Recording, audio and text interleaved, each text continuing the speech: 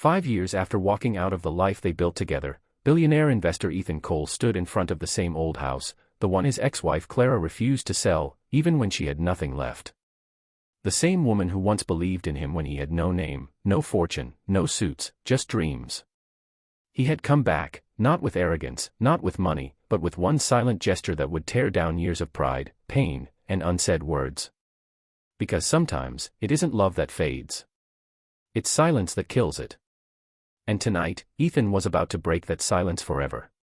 The rain poured heavily as Ethan's car stopped in front of the small cottage that once held his entire world. The wipers swayed rhythmically, but his heart raced out of sync. He hadn't been here since that day, the day they both said words they didn't mean. The day his ambition outgrew their love. He stepped out, umbrella in hand, but his shoes sank into the mud. Poetic, he thought. The man who could walk marble floors of luxury hotels now stood on the wet, messy earth where his heart once lived. Inside, the windows were dimly lit. Through the curtain, he caught a glimpse of her, Clara, now with streaks of silver in her brown hair, but still beautiful in that quiet, graceful way. She was sitting at a table, mending an old sweater. For a second, Ethan's throat tightened. It was his sweater. He knocked. Once. Twice. No answer. Then the door creaked open. Clara looked at him, stunned. 5 years of distance condensed into one heartbeat. The sound of the rain filled the silence neither dared to break. "Ethan," she finally whispered. "What are you doing here?" He wanted to speak, but the rehearsed words vanished. I was in town. Thought I'd stop by." Her eyes softened but guarded. "You don't visit people, Ethan. You buy them, remember?" That sting cut deeper than any business betrayal. He smiled faintly. "Maybe I came to remember the one person I never could buy." Clara turned away. "You have 5 minutes." He stepped inside. The house smelled like cinnamon and thyme. The photo frames on the walls hadn't changed.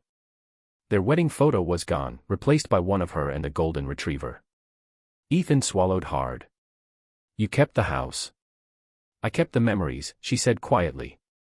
"Someone had to." There was a long silence. Both had lived different lives, his filled with success, hers with quiet resilience. He noticed her hands, once soft, now rough from work. He realized how easy it had been to chase gold and forget the warmth that shaped him. "Clara," he began, voice low.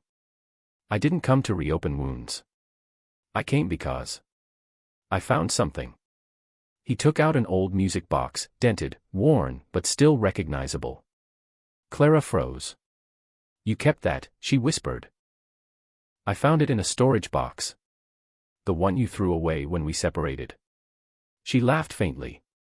"I didn't throw it away." "You did." The music box clicked open, playing the same tune she used to hum while cooking. For a moment, her eyes shimmered, fighting tears. "Why now, Ethan? After all these years?" He sighed. "Because I realized I spent my life building empires, but I left my home behind. And I'm tired of pretending that money filled the silence you left." Clara looked at him, the man she once knew, now stripped of his armor. "It's too late, Ethan." He nodded slowly. "I know. But I needed to say sorry before time runs out." "What do you mean?" Ethan looked down. "Doctors found something. It's not curable." Her face changed instantly. All the anger melted. "Ethan." He smiled softly. "Don't pity me. Just listen." For the first time in 5 years, she did. And the sound of rain outside faded into silence. Broken Heart Chapter 2, The Gesture That Broke Her Silence.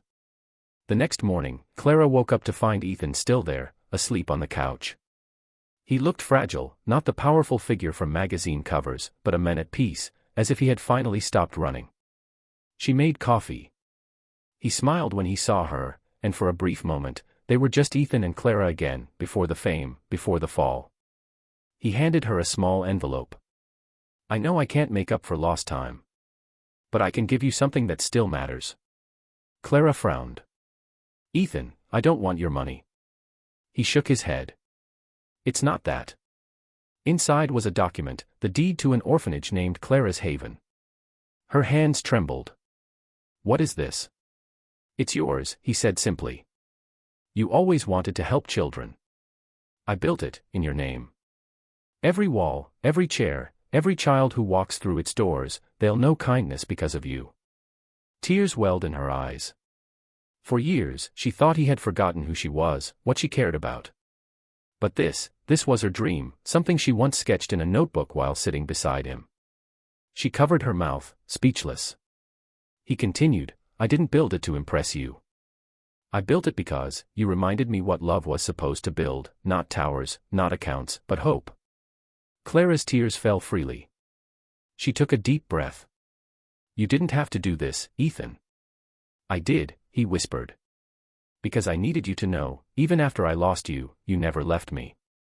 And then came the moment that broke her silence. For years she had carried pain, but now, without words, she stepped forward and hugged him. No wealth, no apology, no gift could have been more powerful than that silent forgiveness. In that embrace, 5 years of distance melted. Later that day, when Ethan left, Clara stood at the door, watching him go. She didn't ask him to stay, and he didn't expect her to. Some love stories don't restart, they simply heal. Weeks later, she received a letter from him. Inside was a photo of children laughing at Clara's Haven.